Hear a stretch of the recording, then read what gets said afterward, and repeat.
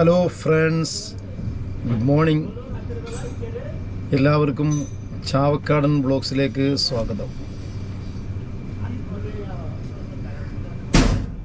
എല്ലാവർക്കും സുഖമല്ലേ? ഓരോ ദിവസം കഴിയുന്തോറും എന്തെല്ലാം സംഭവ വികാസങ്ങളാണ് നമുക്ക് ചുറ്റും നടന്നുകൊണ്ടിരിക്കുന്നത്. പ്രിയ സുഹൃത്തുക്കളെ, ഒരുപാട് സങ്കടവും വിഷമവും ഒക്കെ ഉള്ളൊരു ദിവസമായിരുന്നു കഴിഞ്ഞു പോയത്. നമുക്കറിയാം, അർജുൻ്റെ മരണവും അതുമായി ബന്ധപ്പെട്ടുള്ള മനാഫ് എന്ന് പറഞ്ഞൊരു മുതലാളിയുടെ കഷ്ടപ്പാടും. ഇതിൽ ഒന്ന് രണ്ട് സംഗതികൾ ആദ്യം തന്നെ പറയാം. നമുക്ക് രണ്ടുപേരും പ്രിയപ്പെട്ടവരാണ്. അർജുനും നമുക്ക് പ്രിയപ്പെട്ടവനാണ്, മനാഫിക്കയും നമുക്ക് പ്രിയപ്പെട്ടവനാണ്. അതുകൊണ്ട് പരസ്പരം അടച്ചാക്ഷേപിക്കുമ്പോൾ വാക്കുകൾക്ക് ഒരു മയം വരുത്തേണ്ടത് അത്യാവശ്യമാണ്. കാര്യം നാവ് ഒരുപാട് അപകടങ്ങൾ വരുത്തുന്നൊരു സംഗതിയാണ്. നമ്മൾ പറഞ്ഞാൽ നമുക്കത് തിരിച്ചെടുക്കാൻ പറ്റില്ല. പറഞ്ഞു പോയല്ലോ എന്നുള്ള ദുഃഖത്തിൽ ഒരായുസ് മുഴുവൻ കഴിയേണ്ടി വരും.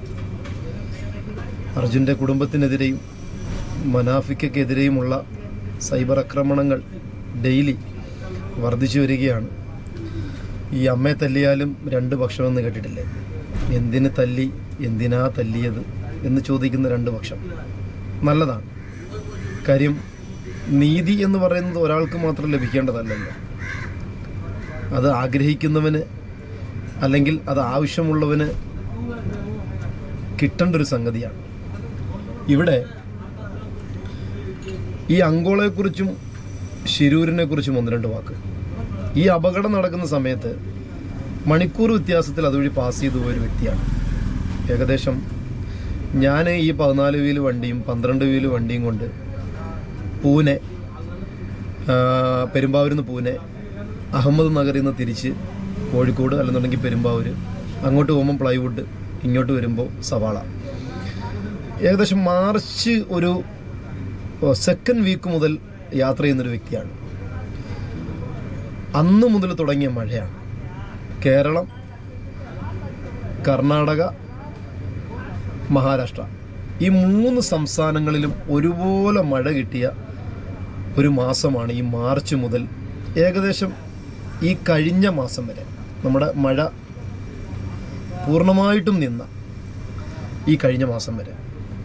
ഇതിനിടയ്ക്ക് എത്ര രൂപ കിട്ടിയെന്ന് പറഞ്ഞാലും ഈ ഒരു ട്രിപ്പ് ഭയങ്കരമായിട്ട് വിരസത ഉണ്ടാക്കുന്നൊരു ട്രിപ്പാണ്. എന്തുകൊണ്ടാണെന്ന് ചോദിച്ചു കഴിഞ്ഞാൽ, ഭാരത് ബെൻസ് പോലുള്ള AC ഉള്ള വണ്ടിയിൽ ഈ ഗ്ലാസ്സൊക്കെ ഇട്ട് പോയി കഴിഞ്ഞാൽ പുറത്തുനിന്നുള്ള ഒരു ശബ്ദവും നമുക്ക് കേൾക്കാൻ സാധിക്കത്തില്ല. കല്ല് പിറക്കി എറിയുന്ന രീതിയിലുള്ള മഴയും, ആ മഴയൊക്കെ വകഞ്ഞ് മാറ്റിക്കൊണ്ട് വേണം ഏകദേശം 3 പീടികയിൽ നിന്ന് തുടങ്ങി കോഴിക്കോട്, കണ്ണൂർ, മംഗലാപുരം, അങ്കോള നിന്ന് ബെല്ലാരി, ഇങ്ങനെ പോയി നമ്മൾ മഹാരാഷ്ട്രയിലെ ഈ പൂനെ എത്തുന്നിടം വരെയുള്ള യാത്രയെന്ന് പറഞ്ഞാൽ സഹിക്കാൻ പറ്റില്ല. അതിപ്പോൾ 2 ഡ്രൈവർ ഉണ്ടെന്നുണ്ടെങ്കിലും 3 ഡ്രൈവർ ഉണ്ടെന്നുണ്ടെങ്കിലും ഏകദേശം ഒരു 200-250 കിലോമീറ്ററൊക്കെ വൺ സൈഡ് ഓടുമ്പോൾ തന്നെ നമ്മൾ ചത്തു. അപ്പോൾ ശിരൂരിലെ കാര്യം ഞാൻ പറയാം. ഒന്ന്, കടലോര പ്രദേശമാണ്. അവിടെ എപ്പോഴും മഴ ലഭിക്കും. അപ്പോൾ അവിടെ മലനിരകളുടെയും അതുപോലെ തന്നെ ആറുകളുടെയും ഒക്കെ ഒരു ഏരിയ ആണെന്നുണ്ടെങ്കിൽ പോലും കടലിൻ്റെ ഒരു ചുരുക്ക്, അല്ലെങ്കിൽ കടലിൽ നിന്ന് ലഭിക്കുന്ന ഒരു ന്യൂനമർദ്ദത്തിൻ്റെ മഴ എപ്പോഴും കിട്ടുന്ന ഒരു പ്രദേശമാണ് ഈ പ്രദേശം. രണ്ടാമത് തൊട്ടടുത്താണ് യെല്ലാപ്പൂർ ചുരം. സത്യം പറഞ്ഞാൽ യെല്ലാപ്പൂർ എന്ന് പറഞ്ഞാൽ ഒരു ചിറാപൂഞ്ചി പോലെ.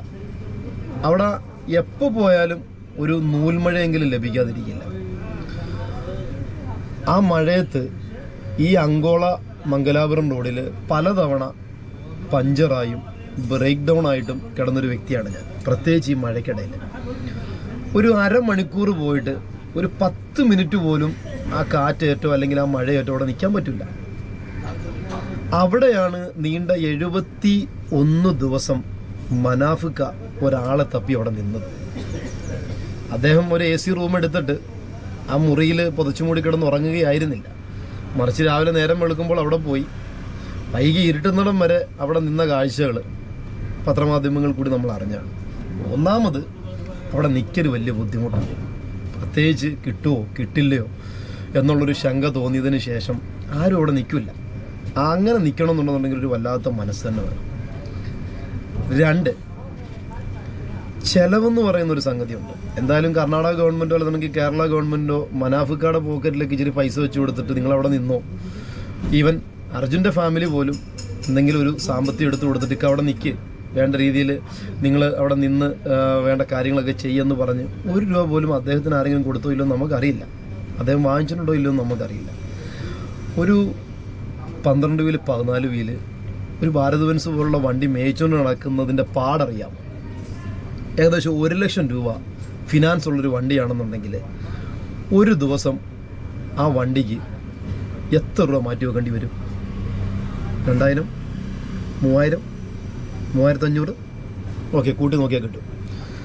ഒരു ഫിനാൻസ് ഉള്ളൊരു വണ്ടി ഏകദേശം നമ്മുടെ കേരളത്തിൽ ഓടുന്ന ഒട്ടുമിക്ക വണ്ടികളും, പ്രത്യേകിച്ച് ട്രക്ക് മുതലാളിമാരെല്ലാം ഈ ഫിനാൻസ് ഇട്ടുകൊണ്ട് തന്നെയാണ് ഈ ഒരു പരിപാടിയായിട്ട് മുന്നോട്ട് പോകുന്നത്.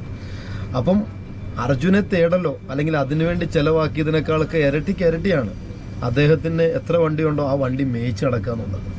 അപ്പോൾ സ്വാഭാവികമായിട്ടും ഒരു ചീപ്പ് പബ്ലിസിറ്റിക്കോ അല്ലെന്നുണ്ടെങ്കിൽ പണത്തിന് വേണ്ടിയോ ഈ കുടുംബം ആരോപിക്കുന്നത് പോലെ അദ്ദേഹം അതിന് മെനക്കെടുമെന്ന് എനിക്ക് തോന്നുന്നില്ല.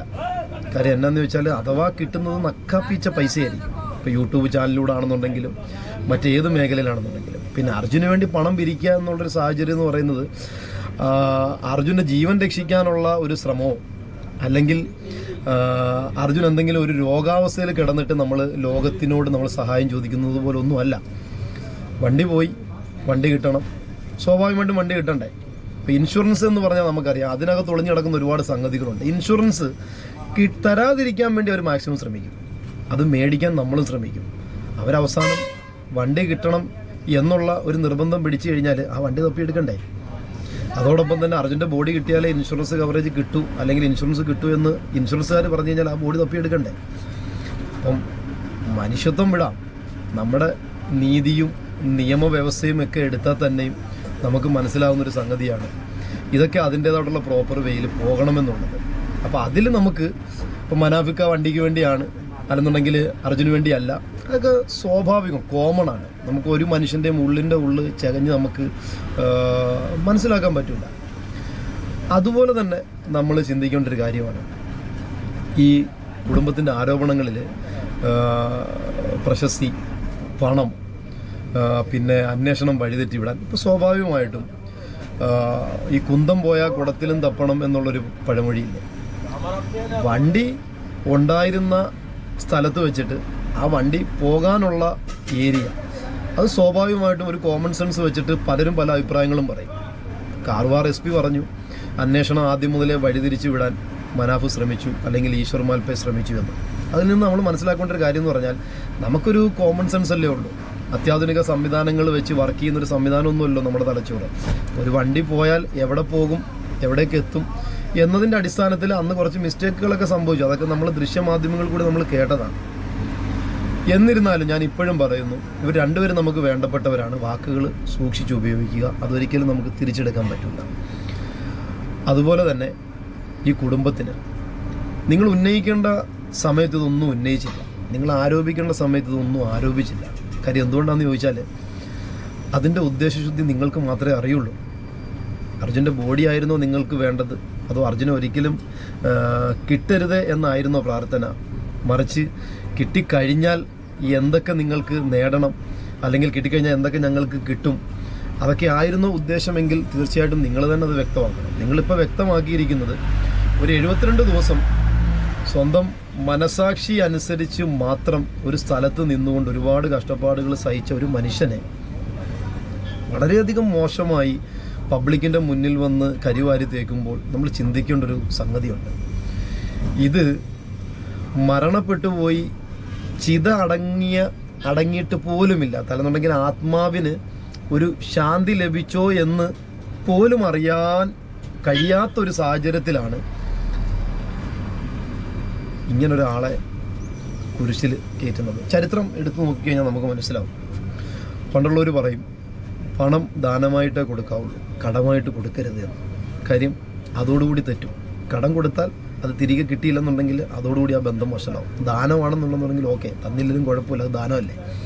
അപ്പോൾ എന്ന് പറഞ്ഞ പോലെ ശ്രീകൃഷ്ണൻ്റെയും അതുപോലെ തന്നെ കുചേലൻ്റെയും വാമനൻ്റെയും മഹാബലിയുടെയും അങ്ങനെ ഒരുപാട് ചരിത്രങ്ങൾ എടുത്തു വെച്ച് നോക്കിക്കഴിഞ്ഞാൽ നമുക്ക് മനസ്സിലാകും, സഹായിച്ച കൈകൾ, ആ കൈകൾക്ക് നിരന്തരമായിട്ട് ഈ പാല് കൊടുത്ത കൈക്ക് തന്നെ കടിച്ചു അല്ലെങ്കിൽ കൊത്തിയെന്ന് പറയുന്നത് പോലെ സഹായിച്ച എല്ലാവർക്കും അതിൻ്റെ പരിണിത ഫലം എന്ന് പറയുന്നത് അവരാരും ഓർത്തിരിക്കാൻ ആഗ്രഹിക്കാത്ത അത്ര മോശമായിരിക്കും.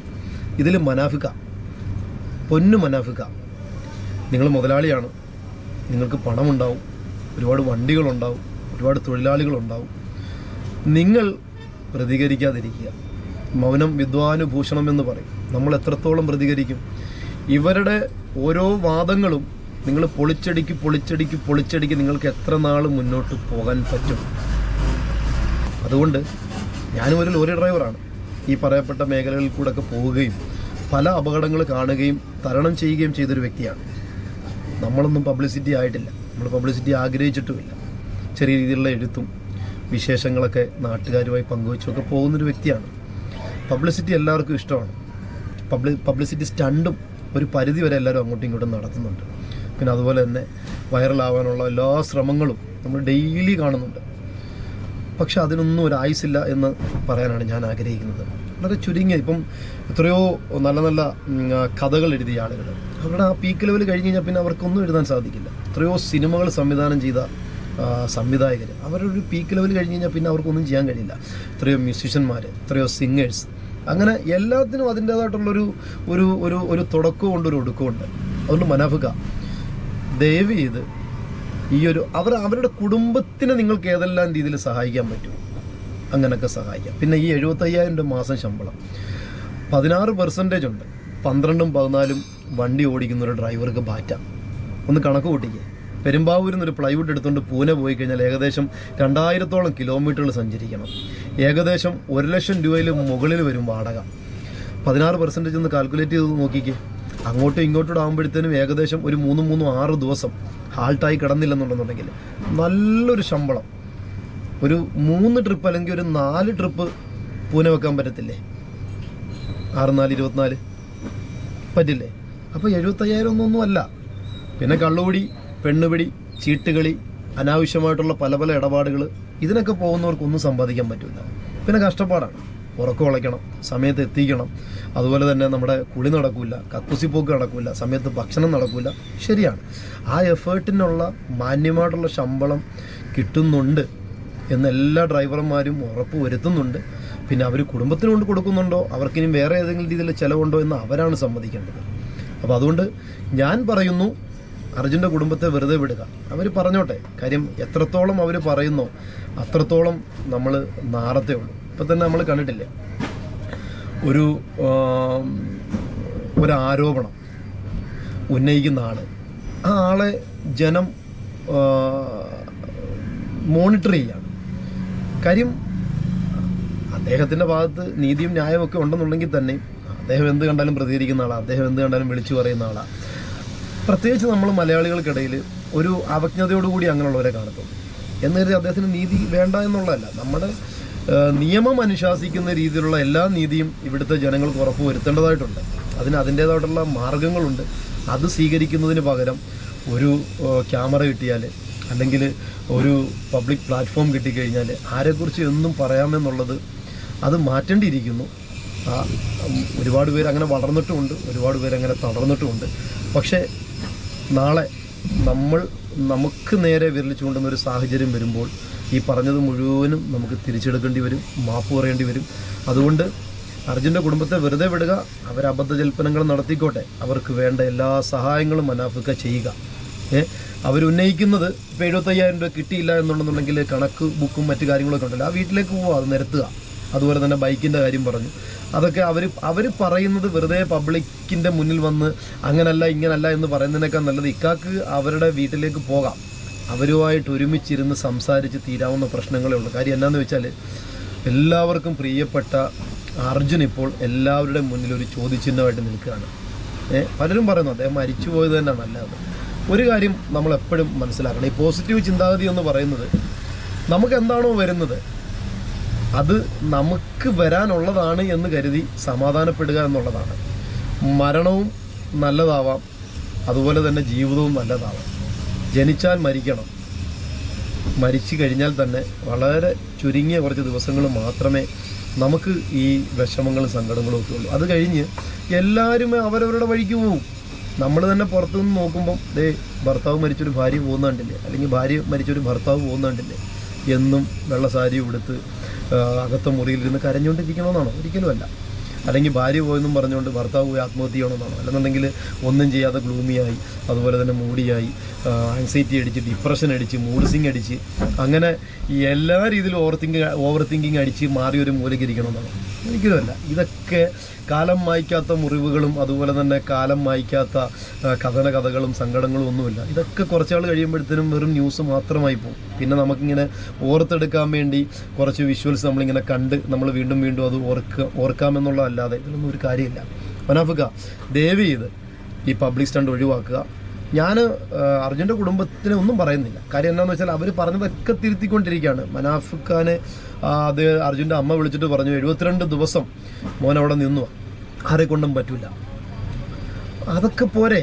അതുപോലെ തന്നെ എല്ലാവരും നന്ദി പറഞ്ഞു. മനാഫിക്കാക്കും ഈശ്വറും മൽപ്പയ്ക്കും ഈ കുടുംബവും അതുപോലെ തന്നെ ലോകം മുഴുവനും മനാഫിക്കാക്ക് ഓൾറെഡി നന്ദി പറഞ്ഞു കഴിഞ്ഞു. പിന്നെ ഇപ്പോൾ തിരിഞ്ഞത് എന്താണെന്ന് അല്ല മനാഫിക്കാക്ക് പോലും അറിയത്തില്ല എന്ന് പറഞ്ഞു. പക്ഷെ ചെയ്യേണ്ടത് അവിടേക്ക് ചെല്ലുക, ആ വീട്ടിലേക്ക് കടന്നു ചെല്ലുക. ഒരു പുഞ്ചിരി ധർമ്മമാണെന്ന് പഠിപ്പിച്ചിട്ടില്ലേ? ഒരു ചിരി അത് ധർമ്മമാണ്.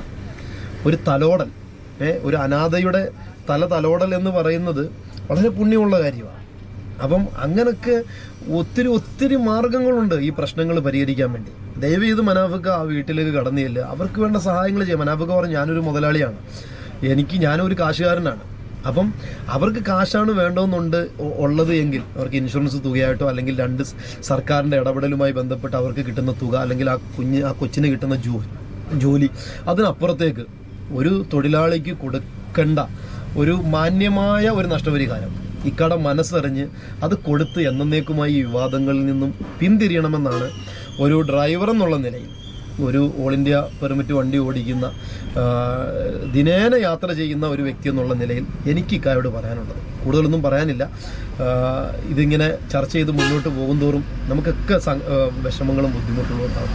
ഞാൻ തന്നെ ഇതിനു മുമ്പ് അർജുൻ്റെ കാര്യത്തിൽ ഫേസ്ബുക്ക് പോസ്റ്റ് ഇട്ടൊരു വ്യക്തിയാണ്. മനാഫിക്കായും അർജുൻ്റെ വേർപാടും മനാഫിക്കയുടെ സഹായ ഹസ്തങ്ങളെക്കുറിച്ചുമൊക്കെ ഞാൻ യൂട്യൂബിലും സംസാരിച്ചിട്ടുള്ളതാണ്.